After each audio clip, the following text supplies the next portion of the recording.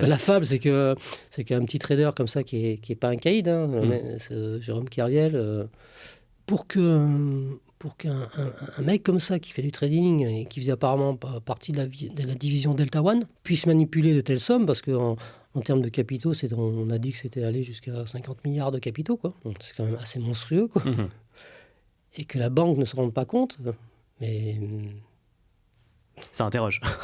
Je sais pas, c'est un peu comme si Bouygues construisait une tour de 300 mètres de haut et mettait sur 4-5 étages du papier mâché parce qu'ils voulaient économiser un peu d'argent et que la direction ne se rendrait pas compte que leurs immeubles étaient faits de papier mâché, quoi.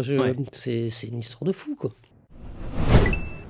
Salut à tous et bienvenue pour un nouvel épisode du podcast de Cryptost. Cette semaine, une interview un peu différente parce qu'on va interviewer un ex-trader, un trader qui a évolué en même temps que Jérôme Kerviel sur les marchés financiers durant la crise de 2008 et un peu avant. Et on accueille du coup aujourd'hui Bernard Punier. Salut Bernard. Enchanté, Gary. Yes. Plaisir d'être ici. Plaisir également. Donc voilà, c'est un épisode un peu particulier parce que toi, tu as été un ancien trader dans les années 2000, hein. 90 même. 90 même, fin des années 90.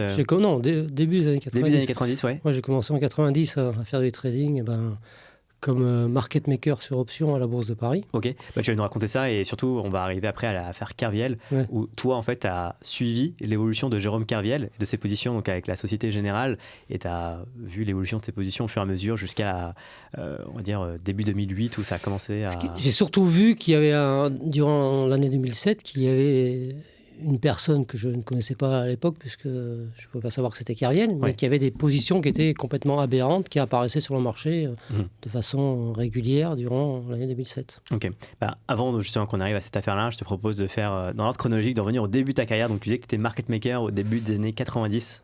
C'est ça, moi je me suis intéressé à la finance en fait à partir du film Wall Street qui est sorti en 1984. Avec Michael Douglas. Voilà. Et à l'époque, j'avais 20 ans et je ne savais pas trop ce que je voulais faire. J'aimais bien les maths. À la base, je voulais faire plutôt des maths. Et puis finalement, je me suis dit, tiens, pourquoi pas m'orienter vers la finance. Et donc après, j'ai fait des études d'économie, études de maths. Je me suis spécialisé après dans une formation qui existait à l'IE d'Aix-en-Provence, qui s'appelait le GRIF, la gestion du risque des instruments financiers. Donc, ça, c'était en 90. Et à la fin de ces études, je suis rentré directement comme market maker sur options. Et à l'époque, donc, le marché des dérivés s'était ouvert en 87 à Paris. Et le marché des options commençait à croître de façon significative. Alors à l'époque, c'était pas du tout informatisé comme aujourd'hui. Et il y avait à partir de 87, les actions étaient sur électronique. Okay. Et par contre, tout ce qui était futur était à la criée. À l'écrit. Donc tout se passait à la Bourse de Paris. À la Bourse de Paris, c'est ça. Donc le marché ouvrait à 10h et fermait à 5h. Donc on arrivait en général à 10h moins le quart. Là. Et en tant que market maker, en fait, on était des contrepartistes. Donc on avait l'obligation, sur des classes d'options, de donner des prix d'acheteurs et vendeurs. Un bid et un ask sur chaque classe d'options et sur chaque échéance d'options. Avec ta propre liquidité à toi ? Tu avais ta propre poche de liquidité pour garantir Moi, à l'époque, je travaillais donc pour Transoption, qui était une filiale du Crédit Agricole. Donc c'est eux qui fournissaient la liquidité. Ouais. Et nous, donc, en tant que contrepartiste, on devait répondre à toutes les demandes des runners qui étaient appelés par les courtiers qui disaient voilà, tel client veut acheter je sais pas, n'importe quoi, le call 200 total, échéance mars, c'est quoi le bid-ask ? Et nous, on donnait un bid-ask. Et là, on se retrouvait, on était 5 ou 6 par pit, en gros, quoi. Ouais. Et voilà, je prends 3G, voilà, puis après 2,5 je prends. Et le prix se faisait comme ça, comme sur les marchés de poissons, quoi. Ouais. C'est juste que voilà, c'était moins instantané qu'aujourd'hui. C'était beaucoup instantané, oui. Et donc ça a duré 6 ans, de 91 à 97. C'est ça, ouais. Et ensuite, à partir de 98, tu es devenu négociateur pour compte propre. Ouais. C'est ça, en fait, à partir du moment où les marchés sont devenus électroniques, c'est-à-dire 98, puis moi j'avais 3 enfants là. Dont Saturnin Punier, voilà, que j'ai interviewé sur l'épisode de Warcoin. Et j'allais avoir 2 de plus en 99. Donc en 98, je suis parti à la campagne en Normandie. Et je me suis mis à mon compte. Et je suis devenu négociateur pour compte propre, qui étaient en fait les remplaçants des NIP, les négociateurs indépendants de parquet. parce que la Bourse de Paris et toutes les bourses du monde ont toujours eu besoin de personnes pour animer les marchés et pour donner de la liquidité au marché. Parce qu'un marché n'existe que s'il y a du volume. Sans volume, il n'existe pas. C'est ça. Apporter ce qu'on appelle des ordres, tout simplement des ordres takers, finalement. C'est ça, c'est fournir le carnet d'ordre. Fournir le carnet d'ordre, c'est ça. Parce que sans volume, si une personne arrive et fait décaler les prix de 3%, c'est pas possible. Donc, il faut que le rôle des NIP, c'était ça, et le rôle des NCP, ça a été ça. Ouais. Donc là, je suis devenu NCP. Et en même temps, à partir de 2001, de 2003, j'ai ouvert des hedge funds, donc qui étaient là ouverts à des particuliers. Donc. Et donc, je travaillais essentiellement sur le CAC, le DAX, le Rostoxx, le FTSE, le Nasdaq, le Russell, le Dow, le Dow Jones.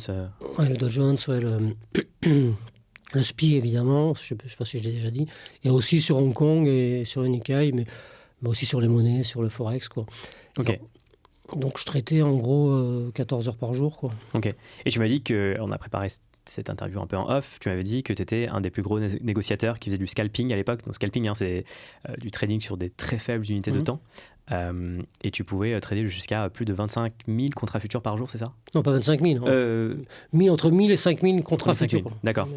Ce qui représentait combien à l'époque par exemple, sur l'Eurostock, des fois, je pouvais être à 0,5% du marché en tant qu'un... Ok, à toi tout seul? Moi tout seul, ouais. D'accord. Et est-ce qu'à l'époque, il y avait déjà des bots, des automates le marché était vraiment à 100% manuel Non, les bots sont apparus à partir du moment où Euronext a racheté le Life. Parce que Life, en fait, il y avait des gros problèmes. Euronext, d'ailleurs, c'est la bourse de Paris. Ouais. Voilà. Donc en 98, quand le marché est devenu électronique en France, Euronext avait des grosses lacunes d'accès et ne pouvait pas accepter des ordres trop rapides, quoi. Et nous-mêmes, quand on travaillait en tant qu'NCP, on a eu affaire à beaucoup de problèmes de latence. Donc on lançait un ordre et on ne savait pas s'il était exécuté ou pas. Okay. Donc ça pose vraiment des gros problèmes. Ouais. Donc ils ont décidé, je pense que les premiers rapprochements avec le live s'est fait vers 98-99. Le live? Le live. Le live. Le live, c'est-à-dire la bourse de Londres. D'accord. Et le live avait un système justement qui était vachement plus orienté vers la possibilité à des automates de rentrer sur le marché. Ok. Donc en 2001, Euronext rachète le live, place ses serveurs à Basingstoke, à côté de Londres. Là. Ok. Et en 2003, ça devient effectif. Les automates sont mis en place sur Euronext. Et alors là, tout a changé parce que notre rôle de NCP a disparu pratiquement de fait, puisqu'on ne servait plus à rien, puisque les automates étaient là. Quoi. Ouais, en fait, toi, tu étais négociateur en compte propre, l'équivalent d'un market maker, voilà. les manuels. Et du jour au lendemain, finalement, ça s'est automatisé. Donc, tu n'avais plus d'utilité, entre guillemets, sur ce marché-là. Voilà, et on était en gros, sur le marché parisien, on était une cinquantaine de NCP. Et dont une dizaine très actifs, quoi. Okay. 10 et 20 très actifs. Et à partir de ce moment-là, à partir de 2003, on a tous changé de métier, quoi. Ok. Ils sont devenus quoi d'ailleurs les autres Ah, je sais pas du tout. Et toi, donc, à ce moment-là, tu as changé de cap, effectivement? Non, j'ai pas vraiment changé de cap parce que après ça, t'es resté dans le secteur, mais tu as fait. J'ai laissé tomber le market making. Le market making et je suis devenu gestionnaire de fonds. Donc, j'ai ouvert un premier fonds qui s'appelait Whipfront. Et là, je faisais pareil du day trading, hein, mais je n'avais pas d'obligation de quantité de volume chaque jour. Okay. Alors que quand je travaillais comme NCP, on avait une obligation quand même de faire un minimum de volume chaque jour. C'est-à-dire que chaque mois, on payait une redevance à Euronext et en contrepartie, on avait des frais moins élevés. D'accord. Mais si on ne traitait pas, on payait quand même cette redevance. Quoi. Ok. Donc j'ai fait ça pendant jusqu'en 2012 et je travaillais toujours pareil. Hein, je travaillais sur les principaux futurs mondiaux, quoi. CAC, DAX, etc. Donc la petite avancée dans le temps, on est en 2017 et donc à partir de février 2017. 2007, pardon. Alors, donc de 2003 jusqu'à 2012, je fais ça. Ouais. Et en 2007, je me rappelle très bien, c'était en février 2007. À l'époque, j'habitais à Aubagne, à côté de Marseille. Et donc, j'ai toujours travaillé de chez moi. À partir de 98, j'ai toujours travaillé de chez moi. Mm-hmm. Et un midi, comme ça, le matin, je voyais des drôles de ordres, là. Et je dis à ma femme, c'est marrant, il y a une espèce de gros là sur le marché. Je ne sais pas d'où il sort. on a l'impression qu'il manipulait le marché.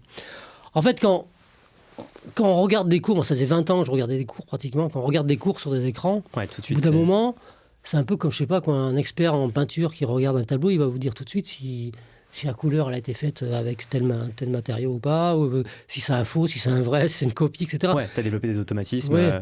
Et quand on regarde le carnet d'ordre, la façon dont se déplace le carnet d'ordre, on sait si, en gros, où sont les automates, si c'est un vrai ordre, si c'est pas un vrai ordre.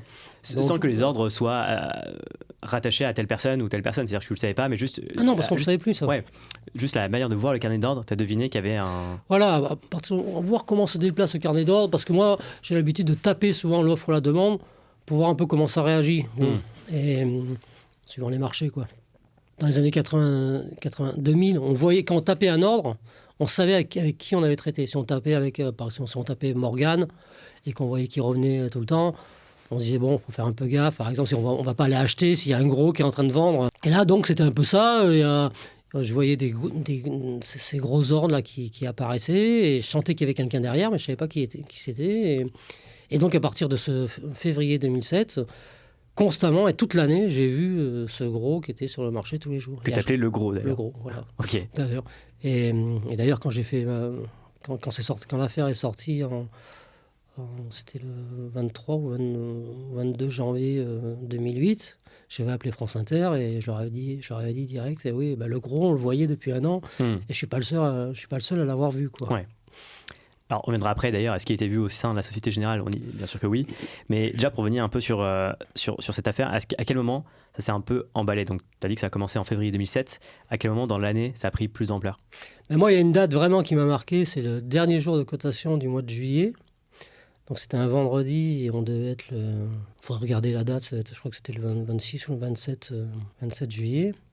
Et là, on était sur des points, ce que j'appelle des points durs sur le marché. On était au niveau de 1360 ou 1370 sur le SPI. Et S&P 500. Ouais. Ce qui représentait un gros support, quoi. On savait que si on cassait ces niveaux, on pouvait aller voir beaucoup plus bas et notamment on pouvait aller voir 700 qui était un autre point, donc ça pouvait se diviser par deux. On était aussi sur un point dur équivalent qui était sur le DAX, c'était... alors, je ne sais plus si c'est 6300 ou 5300. En tout cas, on était sur un niveau clé, un support pareil, clé. Un support clé, pareil, quand les marchés fonctionnent comme ça, quoi. Ils aiment bien les supports, les résistances, les canaux, etc. Et en gros, tout le monde les voit, ces points-là, quoi. Et puis quand ça casse, et on se met dans le même sens que tout le monde, quoi. C'est un peu un métier de mouton de panurge, quoi, les marchés financiers, quoi. Tout à fait. Et donc là, j'avais vu vraiment des ordres énormes qui étaient venus sur le DAX, qui soutenaient ce DAX à 5360, je crois, ou 6360, je ne sais plus, il faudrait regarder sur les courbes, là. Et je me suis dit, mais c'est pas possible, il est en train de tenir le marché. Au niveau européen, hein. Oui, parce que quand on tient le DAX, on tient l'Europe. Hein, parce que vraiment, tous les marchés sont corrélés avec le DAX. Hein. Et donc, effectivement, il avait réussi à tenir le DAX vendredi soir. Le SPI a aussi tenu, a rebondi sur ce niveau. Et après, on est parti de plus belle vers le haut, quoi. Et d'ailleurs, est-ce que quand le gros entre guillemets a soutenu le support en question sur le DAX, est-ce qu'il avait déjà plein de positions? En fait, il avait un intérêt lui-même à ce que le DAX ne transperce pas le support? Ça, c'est difficile à savoir mais je pense que oui. Je pense qu'il était plutôt bullish. Et comme on n'arrêtait pas de se casser la gueule, parce que c'est quand même, après on pourra reparler des événements qu'il y a eu en 2007, mais c'était quand même une année très difficile. Est-ce que tu peux donner le contexte? C'est une bonne transition. Le contexte, il y avait la Bearings qui avait quand même coulé en mars. Non, pas la Bearings, Bear Stearns qui a coulé en mars, en mars 2007, je crois. Donc qui était une banque américaine, suite à des défauts sur les contrats subprimes. On savait que le marché quand même hypothécaire était strange, quoi. Moi, je comprenais pas comment ça pouvait monter, ce marché.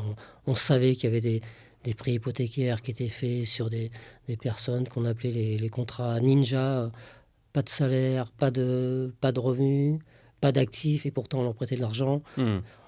Il il y avait cet immobilier qui continuait à monter sans cesse. Là.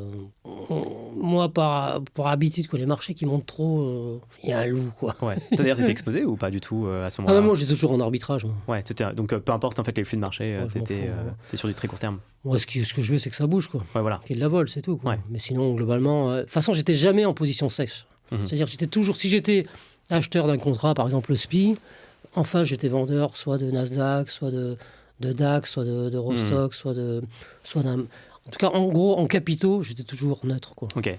Parce que je prenais pas ce risque de... Moi, je prenais du risque d'arbitrage, du risque de décorrélation entre les marchés, mais jamais du risque directionnel et du risque surtout de crack, quoi. Ouais. Un matin, je me réveille et que c'est perdu 40%, 80%. Et toute la période 2000, on avait déjà vu le crack de 2000 du Nasdaq. Après, en 2001, on a eu le crack lié au 11 septembre. En 98, il y a eu le crack lié à Long Term Capital. Je ne sais pas si vous connaissez ce... Non. C'est un fonds hypothécaire qui a planté 700 milliards de dollars, qui avait été créé par les créateurs de la valorisation des options. Ok. Merton Black et Fisher, Black et Scholes, quoi, les deux là. Il y a un des deux qui a créé un fonds obligataire. Soi-disant, c'était rentable à coup sûr. Ça a marché 6 mois. Et puis, suite, je crois, au tremblement de terre de Kobe, il y a eu une grosse crise au Japon qui s'est diffusée sur le monde entier, quoi. Okay. Et donc là, il y a eu un gros crack obligataire, quoi. Okay. Bon, quoi, je savais que les marchés étaient dangereux, donc je voulais jamais me retrouver le soir. Ouais, exposé, ça marche. Non. Et donc pour revenir sur, c'était année 2007. Donc le support sur le DAX est maintenu, on va dire, par Jérôme Kerviel. À l'époque, tu ne savais pas que c'était lui. Tu savais que juste il y avait un opérateur un peu mystère. Voilà. Et après, qu'est-ce qui s'est passé Après, à la fin d'année, de façon aberrante, le marché n'a fait que monter, quoi. On a vu le plus haut, je crois que c'était fin décembre 2007. On a cassé les 8000, je crois. Je crois, quand je me rappelle un matin, on était tapé 8150. Comme ça, juste à l'ouverture, et puis après on est revenu, je crois qu'on a clôturé vers les 8100, un truc comme ça, quoi. Mais pour moi, on était vraiment dans du surréalisme, quoi. Je ne comprenais pas comment les marchés pouvaient être si hauts, alors qu'il y avait quand même plein de signaux qui nous disaient, mais faites gaffe, quoi, les gars. Hein. Yes. Et toi, à ce moment-là, est-ce que tu as identifié encore d'autres ordres de ce mystérieux trader dans la hausse, j'en ai pas trop vu, là. Je pense qu'il était sérieusement exposé, et... Alors, j'ai moins d'ordre significatif dans cette hausse jusqu'à la fin d'année. Quoi. Ok. Ouais. Et après, qu'est-ce qui s'est passé finalement Finalement, il s'est passé ce qui devait se passer. Quoi. La première semaine de janvier, les marchés ont commencé à craquer. Là. Ouais. Premier jour, deuxième jour, troisième jour. Ça, pendant 15 jours, on a vu 10 jours de bourse négative et bien négative. Quoi. Je crois qu'on est passé de 8000 à 7002, je pense, il me semble. Là, j'ai vu... je pense qu'il est revenu. Là. Parce que j'imagine qu'il n'a pas sorti sa position fin 2007. Parce que peut-être il n'y avait pas le volume en face. Parce que fin d'année, il n'y a souvent pas beaucoup de volume. Donc il a peut-être gardé sa position, sorti qu'une partie.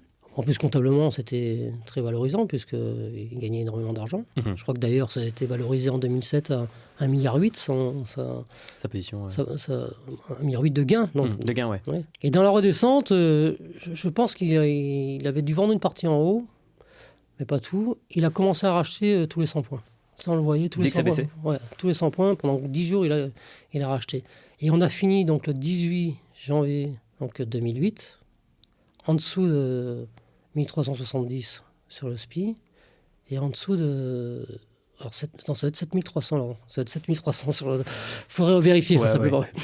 Et là, j'ai dit, putain, l'euro, qu'est-ce qu'il va se prendre dans la gueule ? Ouais.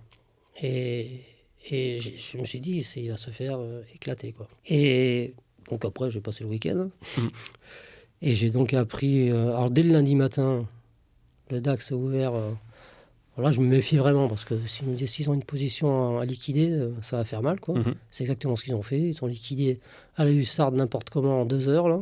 Donc le DAX a perdu 10% dans la première heure, je crois. Tu veux dire qu'au niveau de la Société Générale, les positions de Jérôme Kerviel ont été directement... liquidées au marché. Ouais, liquidées au marché. Je crois qu'il faudrait revoir les cours, mais je pense que la première heure, ils ont liquidé toutes leurs positions et le DAX a perdu 10%.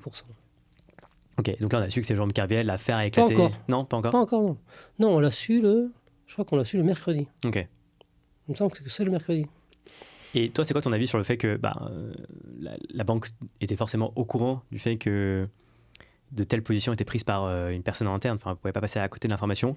Toi, c'est quoi ton avis sur le fait que qui a la responsabilité, sachant que la banque ne pouvait pas ignorer une telle prise de position vu que c'est des positions assez considérables. Ah non, mais ça, c'est sûr que c'est une espèce de fable qu'on nous raconte, là, qui m'a fait beaucoup rire, mais Ouais. ils ont réussi à la faire passer auprès de l'opinion publique. Hein, Comme quoi, c'était quoi pour toi La fable, c'est qu'un petit trader comme ça, qui est pas un caïd, hein, mais Jérôme Kerviel, c'est pas un hacker professionnel, il n'a pas fait Polytechnique, c'est vraiment un trader de base, quoi, si je puis dire. Hein. C'est pas péjoratif ce que je dis, mais c'est pas un génie qui peut faire des choses extraordinaires pour pouvoir piéger les marchés, quoi. Pour qu'un mec comme ça qui fait du trading et qui faisait apparemment partie de la division Delta One puisse manipuler de telles sommes, parce qu'en termes de capitaux, on a dit que c'était allé jusqu'à 50 milliards de capitaux, quoi. Donc, c'est quand même assez monstrueux, quoi. Et que la banque ne se rende pas compte, mais ça interroge.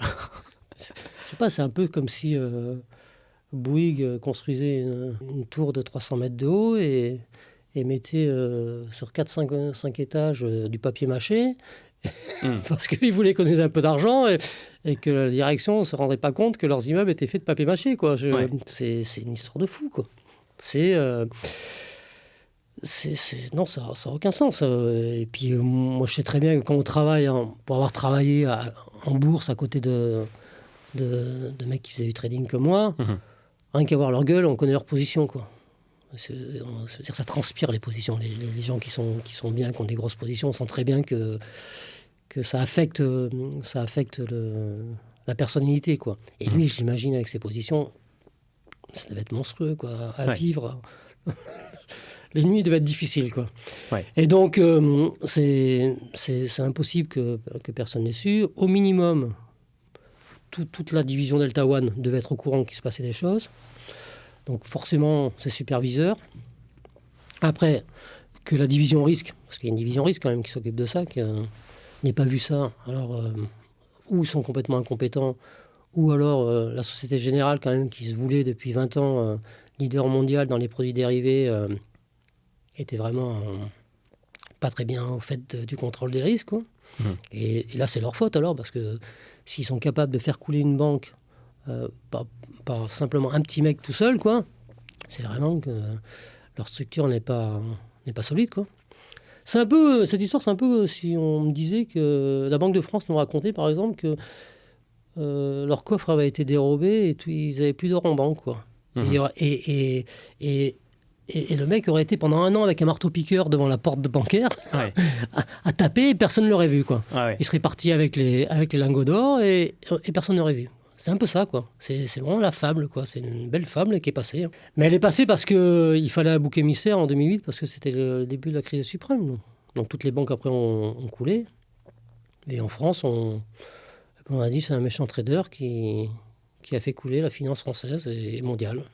Parce qu'en fait, ça a un impact considérable parce que parce que après c'est une histoire, on va dire, de liquidité, de profondeur de carnet d'ordre. Mais comme beaucoup de positions ont été liquidées par la Société Générale en très peu de temps, ça a vraiment impacté les marchés qui étaient déjà dans une situation, on va dire, assez délicate. Bah oui. Mais effectivement, toi, ta position là-dessus, c'est que il y a clairement une négligence au niveau des super, on va dire, de Jérôme Kerviel. Négligence. Enfin, plus que négligence d'ailleurs, c'est vraiment. C'est criminel. Ouais, c'est criminel. C'est-à-dire qu'il y a ils sont mis des œillères. Enfin, en tout cas, ça a été la thèse annoncée. Voilà. Non, mais effectivement, toi, c'est quoi ton avis finalement sur qu'est-ce qu'il y aurait. Est-ce qu'il y a eu des conséquences d'ailleurs à cette crise-là, à l'affaire Kerviel c'est quoi un peu l'avant, l'après? Bah là, l'avant, c'est que je pense qu'il y a eu 10 ans d'œillères qui ont été mis sur l'ensemble des banques mondiales. Hein. Pour expliquer cela, il faut revenir un peu en arrière, en fait, parce que faut revenir à la crise de 2029, même, parce qu'en 2029, il y a eu une crise bancaire. En 1929. Ouais, en 1929. Ouais. Parce qu'en 1929, il y a donc eu cette crise boursière. Et en 1933, il y a Roosevelt qui a créé un acte qui s'appelait le Glass-Steagall Act, qui séparait les banques d'affaires des banques de dépôt. Et ça avait la grosse qualité de faire que ceux qui veulent faire des affaires, ils font des affaires. S'ils perdent de l'argent, ils perdent de l'argent. Et ceux qui ont des banques de dépôt, ils ne peuvent pas perdre d'argent parce que c'est des banques de dépôt. Et donc, ils déposent de l'argent, mais avec cet argent, la banque ne va pas jouer sur cet argent. Ouais. Et donc, ça a permis, ce qui est complètement logique, quoi, c'est de séparer ceux qui veulent faire des produits financiers de ceux qui veulent simplement déposer leur argent. Ce Glass-Steagall Act a été cassé en 1999 par Clinton, où ils ont regroupé les banques d'affaires et les banques de dépôt. Donc à partir de ce moment-là, les banques ont eu beaucoup plus de liquidités, ça leur a permis de faire beaucoup plus d'opérations risquées, quoi. Et en Europe, ça a été cassé en 1984 par Delors, pour que les banques aient plus d'ouverture internationale. Donc les banques de dépôt ont été rattachées aux banques d'affaires. Donc ces banques-là qui ont plein d'argent, plein de moyens, qui peuvent créer tous les produits dérivés dont personne ne comprend exactement comment ça fonctionne, c'était un moyen de gagner énormément d'argent. Et tout ce qui a été lié à la titrisation, c'est-à-dire titrisation des emprunts hypothécaires, ça a été des produits hyper dangereux, quoi. Par contre, les banques ont gagné énormément d'argent pendant 10 ans là, d'affilée. Ouais. Et elles sont permis n'importe quoi. Ouais, c'est un peu les dérives. Et d'ailleurs, on peut faire le rapprochement maintenant avec la crypto de manière générale. Toi, tu penses quoi finalement du modèle bancaire et du modèle permis plus décentralisé, permissionless, permis par la crypto? Est-ce que tu penses que justement c'est un peu le futur des banques ou avec une meilleure, on va dire, gestion du risque parce que tu peux être owner de ton asset finalement? Tout à fait. Et moi, je trouve que la problématique d'avoir sauvé les banques en 2008, dans le monde entier, surtout aux États-Unis et en Europe, quoi, c'est qu'en fait, on a dit à tout le monde, vous voyez, vous pouvez faire, on a dit aux banques, vous pouvez faire n'importe quoi. Ouais, c'est reculer pour mieux sauter finalement. Vous pouvez perdre de l'argent. De toute façon, on sera là pour vous sauver, quoi. C'est une honte, quoi. Moralement, c'est une honte, quoi. Alors, c'est sûr que les gouvernements n'avaient pas vraiment le choix, parce que s'ils avaient laissé couler les banques, ça aurait été le système financier mondial qui aurait explosé, quoi. Et quand en 2008, Bush a rencontré Obama, en novembre, je crois que c'était le 10 novembre 2008, où ils ont fait cette réunion de crise pour pouvoir sortir 700 milliards de dollars pour pouvoir sauver les banques, ils n'ont pas eu vraiment le choix, parce que s'ils ne faisaient pas ça, le système mondial se serait écroulé. Ouais. Les banques sont tellement interconnectées avec les assurances maintenant, ça aurait été la disparition du système monétaire qu'on connaît aujourd'hui, quoi. Donc ils n'ont pas eu vraiment le choix. Mais ça n'empêche pas que moralement c'est une honte d'avoir permis ça, quoi. Et surtout, ce qui est une honte, c'est que aucun des dirigeants, aucun des courtiers n'est passé devant un tribunal, quoi. Ouais. C'est une honte, quoi. Et donc pour toi, ouais. D'ailleurs, est-ce que tu as échangé avec Jérôme Kerviel ou tu as eu cette occasion-là Oui, je l'ai vu lors de son procès. Ouais. Ok. Je sais pas, qu'est-ce que vous avez dit Il était quand même très traumatisé par son affaire, quoi. Ouais. Et je pense que c'est un mec qui s'est reconstruit après, quoi. Et lui, il s'est mis dans une spirale, je pense, de jeu et puis de vouloir gagner plus. Et en plus, il n'a même pas voulu, il n'a pas voulu gagner pour lui, quoi. Il voulait gagner pour la banque. Ouais, c'était plus faire ses preuves, en fait. Faire ses preuves. Mais je pense qu'il s'est mis dans une espèce de spirale comme ça. Il s'est enfermé là-dedans et il n'a pas réussi à prendre le recul pour s'en sortir. Ce qu'a fait celui qui a coulé Liam Neeson, qui a coulé la Barings. Je ne sais pas si vous connaissez l'histoire, non ? En 97, il y a un jeune trader qui s'appelait Liam Neeson, qui était à Hong Kong et qui faisait des opérations de futur pour la Barings. Et il a commencé au début de faire que des opérations de couverture, et puis après il a commencé à faire des opérations de Spiel pour la banque. Spiel, est-ce que tu peux expliquer ce que c'est ? Donc de jeu, quoi, achat-vente sur court terme. Et donc au début ça a un peu marché, puis après il s'est pris une grosse gamelle, et puis après il a récupéré, il a dit bon là j'arrête, puis finalement il s'y est remis. Et puis il a commencé à prendre des gamelles. Alors il a créé le compte 8888888, où c'était un compte erreur. Et donc il mettait toutes les pertes sur le compte erreur et tous les gains sur un autre compte, quoi. Ok. Donc c'était fin 97, je crois. Il est convié à Londres, à la Barings, parce qu'il avait des super résultats. Et 2 mois après, donc c'est février 98, et ben t'as le tremblement de terre de Kobe. Et lui, il avait une position, il était short du straddle 18 000, je crois, sur la Nikkei. C'est dans le chart du straddle, ça veut dire qu'on est, on est vendeur de l'option d'achat à 18 000 et vendeur de l'option de vente à 18 000. C'est-à-dire qu'on veut que le cours clôture à 18 000 pour gagner de l'argent. Ouais. Et en plus, il était acheteur de futurs aux alentours de 17 500, je crois, donc avec des volumes énormes. Et comme c'était sur l'échéance février, il me semble. Et comme il y a cette tremblement de terre de Kobe, le marché s'effondre. Et lui, il perd pas beaucoup, il perd 700 milliards de livres, je crois. Non, 700 millions de livres. Donc c'est que dalle, quoi, à l'époque. Mais à l'époque, c'était quand même pas mal, quoi. Ah bah ouais. Et la Behring saute à cause de ça, quoi. Ok. Ouais, donc sacrée histoire. C'est le même genre d'histoire, quoi. C'est le même genre d'histoire, mais ouais, encore plus impactant l'affaire Kerviel. Pour venir sur la partie crypto, toi d'ailleurs, donc une fois qu'il y a eu l'affaire Kerviel, tu as continué à trader quelques années.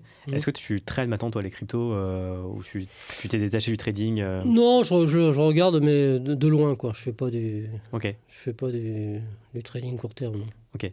Avec ton expérience, pourtant, il y a pas mal de volatilité sur les marchés crypto. Ouais, mais je fais autre chose. Et puis, j'ai beaucoup joué quand même. J'ai joué pendant 25 ans. Ouais. Ça me fatigue un peu, quoi. Ok. Je préfère faire autre chose, quoi. Puis j'ai 60 ans. Voilà, je vais pas faire ça toute ma vie. Ok. Il y a autre chose dans la vie, quoi. Ouais, bien sûr. Et l'argent m'intéresse moins qu'avant, franchement. Ok. Voilà. Ça marche. Avant, j'avais des enfants, il fallait les éduquer, Donc l'argent m'intéressait parce que j'avais envie de leur donner un niveau de vie suffisant pour qu'ils puissent s'éclater plus tard, quoi. Mm-hmm. Je pense que j'ai réussi ça. Donc voilà, maintenant pour le trading, voilà, je regarde de loin, quoi. Ok, ouais. Bon, après, j'imagine que c'était assez prouvant, mentalement finalement aussi d'être trader, parce que c'est y a quand même une part de risque. Ah oui, c'est fatigant. Ouais. Après, le trading crypto, c'est encore autre chose, que les marchés sont ouverts H24, on va dire, contrairement au marché traditionnel.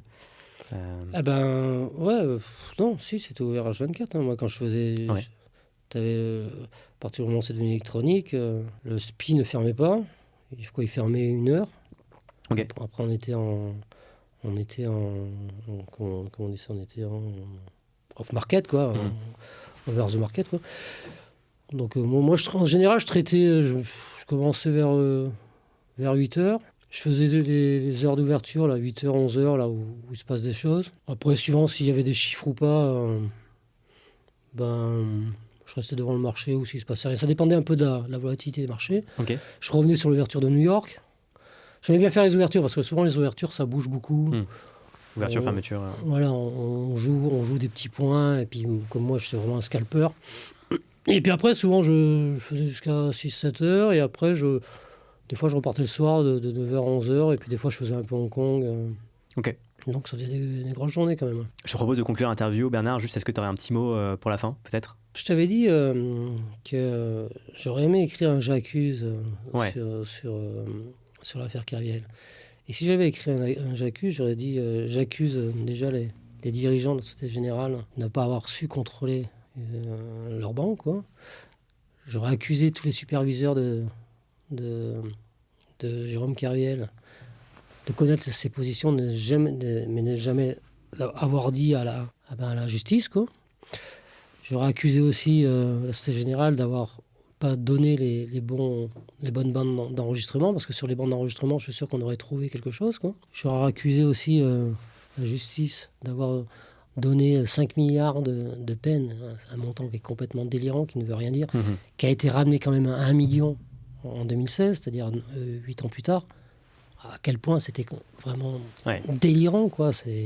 Donc par qui elle a été manipulée, la juge, quoi. Je trouve ça incroyable. J'aurais accusé aussi les politiques, parce que aucun politique n'a soutenu Kerviel, et au contraire, je pense qu'ils ont cherché à trouver un bouc émissaire sur cette crise des subprimes, quoi. Ouais. J'aurais accusé aussi tous les journalistes.